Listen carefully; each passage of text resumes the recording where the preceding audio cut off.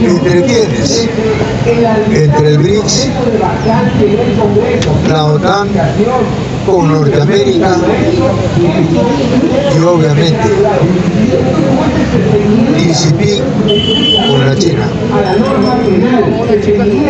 Hoy en día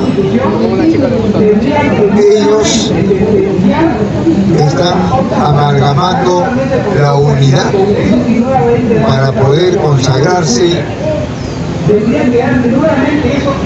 20 décadas más y de esa manera no hacer que el capitalismo caiga como lo está haciendo ahora. Estamos viendo que como Zelensky es utilizado tanto por Vladimir Putin como por Donald Trump. Y estamos viendo también que en el Medio Oriente Israel juega un papel declinante frente al mundo árabe. Estamos viendo que aquí en el Perú el Estado está que pide salvavidas. El Estado está que pide socorro. Ayer, justamente el día de ayer, ha sido expulsado del Cono Norte, ha sido expulsado de Piura este proyecto minero, el Algarrobo. Pero este proyecto, ¿sabes quién lo firmó? Dina con el grupo Buenaventura, es decir, con Roque Benavides, para que opere ese proyecto en Piura. Y no sabía lo que iba a pasar. El Frente de Defensa de Piura prácticamente que los echó a Dina, al grupo Buenaventura, al ministro de Energía y Minas y evidentemente al ejército. Esto ya ni una prensa lo ha ventilado, ni un medio lo ha dicho. ¿Esto qué demuestra? Que las regiones van tomando conciencia y que en el fondo ya no les interesan las elecciones. En el fondo lo que ellos quieren es desarrollarse, y para poder desarrollarse tienen que expulsar a todas las transnacionales, a todas las corporaciones que nunca han querido industrializar al país. Y eso es lo que ha pasado el día de ayer en Piura. Desaforaron el grupo Buenaventura. Esto están tomando conciencia las demás regiones. ¿Y sabe por qué? Porque mira lo que ha dicho Arequipa. Si nosotros no tenemos ningún apoyo del Estado peruano, los arequipeños dicen, si nosotros estamos viendo que cómo es que el Estado cada vez más se olvida de las regiones, y ahora ellos están por el reparto de los poderes de las instituciones, como la Procuraduría, el Tribunal, las carteras y todas las instituciones, y nosotros. Pero al margen de eso, ¿para qué están copando todas las instancias. ¿Sabe para qué?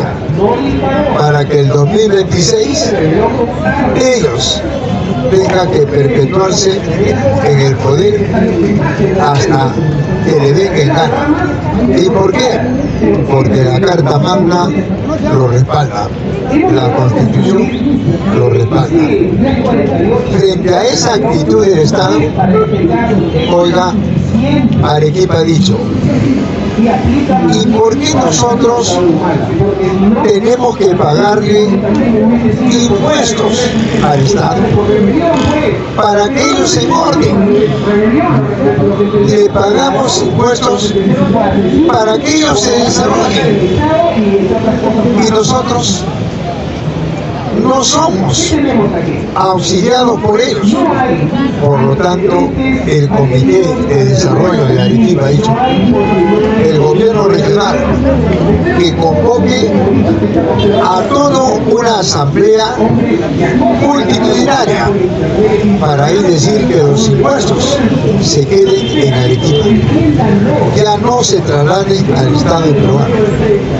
Y Arequipa, con ese comité de desarrollo, va a empezar a trabajar con las demás regiones y otros países que quieran invertir para poder desarrollar la micro, la mediana, la gran industria, cosa que nunca lo hizo el Estado ni el capitalismo. De igual modo lo está pensando Cajamarca, de igual modo Huancavelica, Huánuco, Apurímac, Puno, es decir, oiga, las regiones con esta prensa estaban calladas porque esta prensa no informa. Hoy en día las regiones han tomado conciencia por las redes y las redes han influido tanto que ellos se han dado cuenta que es verdad, es cierto, este Estado nunca, los 203 años, ha servido para desarrollar una sola región. Este sistema capitalista nunca ha estado a órdenes de los sectores populares. Al contrario, con este Estado y con este sistema, todo ha sido robo y saqueo. Y ahí está la muestra. El Perú sigue siendo semifeudal, semicolonial, su sociedad, y el Estado sigue siendo terrateniente y burocrático. Hoy en día, ahora, nos quieren hacer creer, ¿no?, que se está llevando un juicio al expresidente Pedro Castillo. No hay ningún juicio, amigo. Todo es un juego político. El Estado y su prensa saben muy bien que el expediente contra Pedro Castillo, 1 por golpe de Estado y 2 por corrupción, han sido archivados en la sede de las Naciones Unidas, en Ginebra. Archivado. El cuerpo legal del Estado no ha podido demostrar que Pedro Castillo ha hecho un golpe, y 2, que Pedro Castillo es corrupto. No han podido demostrar. Acá es todo un trabajo político. Olvídate de lo técnico. Técnicamente están perdidos. Es netamente político. Y políticamente lo quieren sentenciar, que lo sentencien, porque ya han dicho sus abogados internacionales de Pedro Castillo, vamos a apelar a los foros internacionales que ya vieron este caso, ya prácticamente está archivado. Entonces, Pedro Castillo, ¿para qué va a ir? Ya ha dicho, ya yo estoy por demás. Si ustedes tienen una sentencia, díganla. pero a mí no me interesa, porque todo eso es un trabajo político, porque en la sede de las Naciones Unidas, Grosato, abogado internacional de Pedro Castillo, le dijo: señor fiscal, demuestre usted, en base a la Carta Magna, en base a la Constitución, que mi patrocinado ha hecho un golpe de Estado. ¿Dónde figura en la Constitución golpe de Estado? ¿Qué crees que hizo el fiscal? Agachó la cabeza. La Carta Magna no habla de golpe de Estado. Grosato dijo: es una interpretación suya, señor fiscal, pero no está en la Constitución. Lo que mi patrocinado ha hecho, y acá está, esto ha hecho. Le leyó el equilibrio de poderes. ¿Qué dice el equilibrio de poderes? Que cuando el legislativo hace abuso de poder, niega la confianza a dos gabinetes, como fue Chávez y Torres, el Ejecutivo tiene la facultad de plantear la cuestión de confianza, es decir, disolver el Congreso. Eso es lo que ha hecho mi patrocinado, y lo fregó al cuerpo legal del Estado. Y dos, ¿qué más dijo Pedro Castillo? A través de su abogado. ¿Sabe qué dijo? ¿Sabe qué, señor? Que me demuestre la fiscal la acusación que ha hecho ante el juez. Amigo, no hay acusación. Benavides, ¿sabes qué ha dicho la ex fiscal que tenía a su cargo la corrupción de Pedro Castillo? Ha dicho: ¿sabe qué, señor? No tengo pruebas para acusar. Y eso, en las Naciones Unidas, hundió al cuerpo legal del Estado. Por lo tanto, ¿qué hizo? El secretario general lo archivó. ¿Y qué están haciendo ahora acá? Solamente un circo. Nada más. Esto no es tecnicidad, es netamente política. Y están viéndose en contra de sus propias leyes, en contra de la Carta Magna, en contra de las instancias del gobierno. Ellos mismos están desconociendo al Estado. Ayer ya dijo Pedro Castillo: señores, a mí nadie me obligó a firmar nada. Lo ha dicho Pedro Castillo.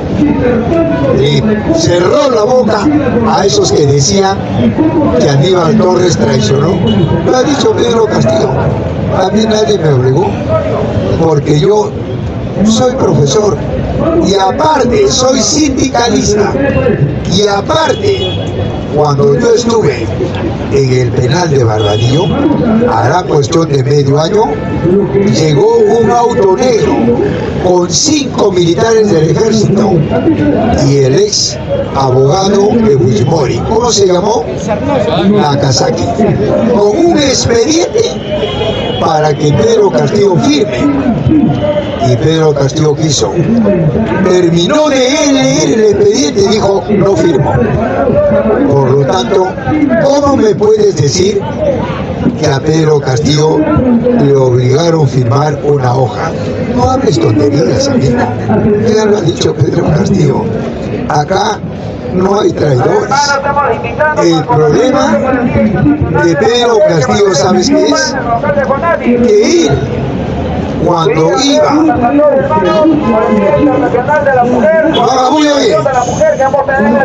cuando él quería ser presidente, el jurado le dijo: tú no puedes ser presidente, tienes que hacerlo con una organización política. Y Pedro Castillo no tenía una organización. Buscó una organización afines a sus ideas, ¿verdad? Y encontró a Perú Libre. Pero él no manda en Perú Libre. En Perú Libre manda Vladimir Cerrón. Por eso es que hubieron unas discrepancias por el poder, que es algo natural. Pero algo más, ¿sabías tú que la extrema derecha nunca cuestionó el carácter político e ideológico de Pedro Castillo? Nunca lo hizo y hasta ahora no puede hacerlo. Lo que hizo la prensa y lo que hizo la extrema derecha es atacar a la persona de Pedro Castillo, y eso lo debilitó el Estado, lo liquidó la extrema derecha, y obviamente a Castillo lo endiosaron, no solamente en el Perú, en América Latina y el mundo entero. Y hay países en donde han revalidado su gobierno y no ha sido invitada Dina Boluarte, ha sido invitado Pedro Castillo, pero como está en prisión preventiva, fue invitada la primera dama, ¿quién? Su señora Liliana Paredes. Fue en México, fue en Venezuela. ¿Qué te parece? Entonces, amigo, cuando la prensa ataca al profesor Pedro Castillo, a la persona de Pedro Castillo, oiga, eso rebota, porque dicen que fue el peor presidente, que no tiene jerarquía. Y yo te pregunto, ¿tú conoces un presidente en la vida republicana que haya servido al movimiento popular, que no se haya puesto al servicio del Estado, al servicio de los grupos de poder, al servicio del aparato militar y al servicio del capitalismo? ¿Conoces algún presidente? No hay. Todos estuvieron sometidos al Estado, al imperio y al ejército, al aparato militar. Pedro Castillo, ¿sabe por qué lo encerraron violando la propia Carta Magna? Por esos proyectos de ley que nunca, ni nadie, ni la prensa, ni los grupos de poder, ni la extrema derecha, ni el Congreso pudieron refutar. ¿Cuál? La cuestión política y la cuestión ideológica. No han podido hasta ahora. ¿Alguna vez han cuestionado la política que planteaba Pedro Castillo? ¿Qué planteaba Pedro Castillo? ¿Qué políticamente e ideológicamente? Él estaba de acuerdo con el Estado, él estaba de acuerdo con la Fuerza Armada, estaba de acuerdo con las elecciones, estaba de acuerdo con el Estado y el gran capital.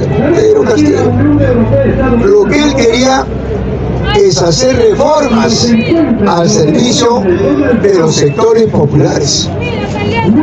Y eso lo hizo a través de un marco ideopolítico que nadie pudo refutar: la estatización de los medios de producción, la expropiación de los medios de producción.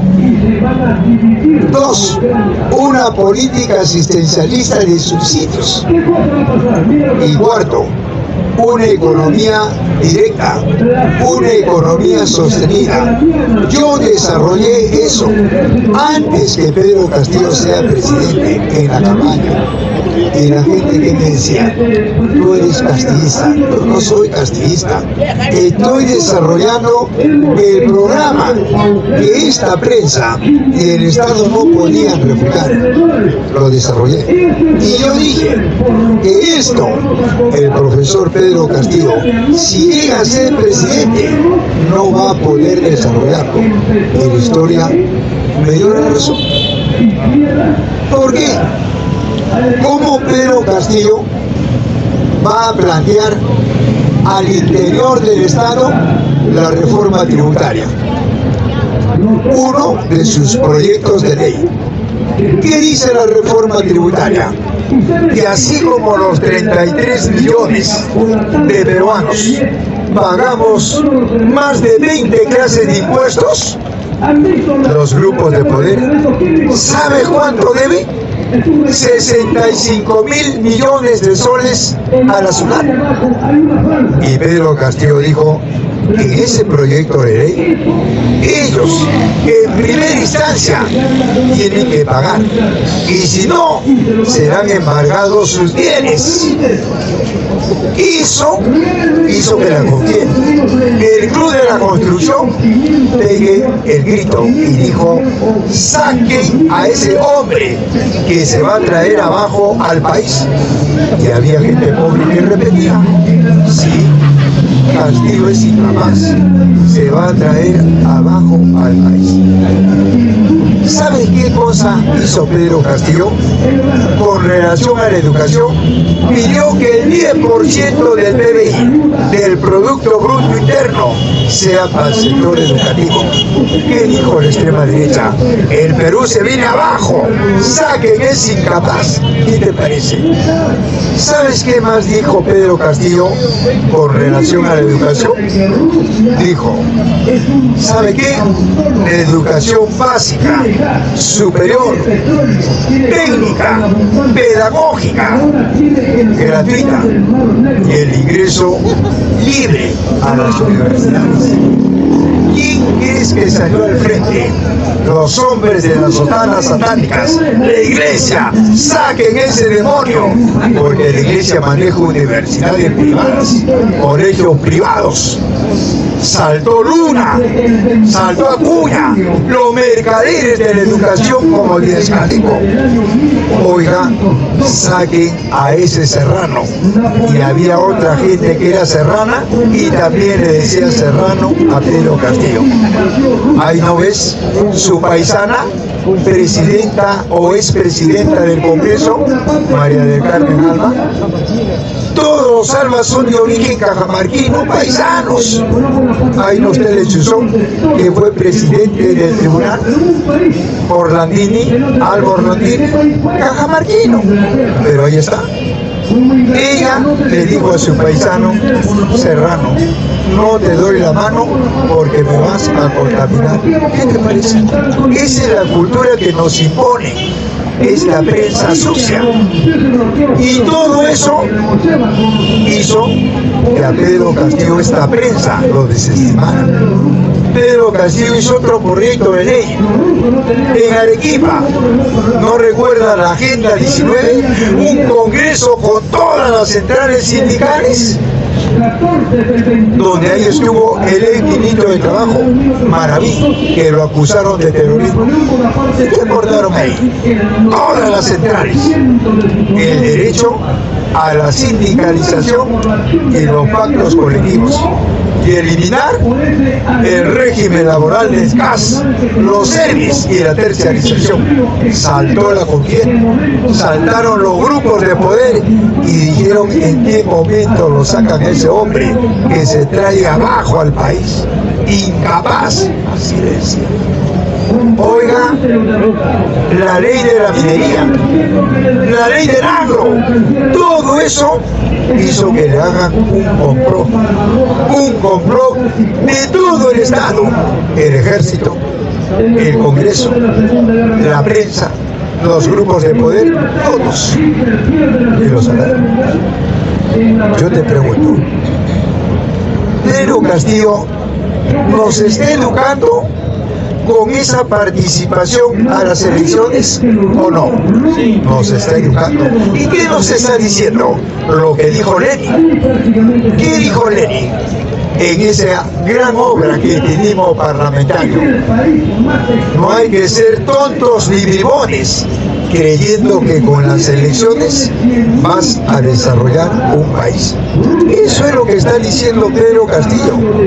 Si tú quieres hacer algo ocupando un cargo como funcionario en este estado, amigo, simple y llanamente te vas a la cárcel. ¿Por qué? Porque el Estado es la casa de la gran burguesía, de los grupos de poder, y es un instrumento del gran capital. Ese es el poder oficial. Y yo te pregunto, ¿hay otro poder o no? El poder popular. ¿Y quiénes están en el poder popular? Los frentes de defensa, el movimiento campesino, el movimiento minero, el movimiento barrial estudiantil. Ahí hay que postular. Ahí está el trabajo. ¿Qué vas a hacer? Lo vas a educar al campesino. ¿Por qué el campesino pobre? ¿Por qué el campesino medio? ¿Y por qué el campesino rico? ¿Qué pasó en la historia? Ahí está el trabajo. Le vas a decir por qué el grupo Romero se transformó en terrateniente, en Gamonal, por qué Buenaventura, por qué el grupo de Graña y Montero, el grupo Bon, Rodríguez Pastor, ¿qué pasó en eso? Tienes que enseñar eso. ¿Por qué el Perú sigue siendo semi-feudal y semi-colonial? ¿Y por qué el carácter del Estado sigue siendo terrateniente y burocrático? Ahí está el trabajo, en el campo. Y si ahí, en el campo, robas, ahí nomás te cuelgan, me dejo entender. Pero en el Estado, si tú robas, te condecoran, te hacen agregado, cónsul. Ese es el Estado burgués. Por eso, compañeros, en el mundo y en el Perú hay dos poderes, el poder popular y el poder oficial.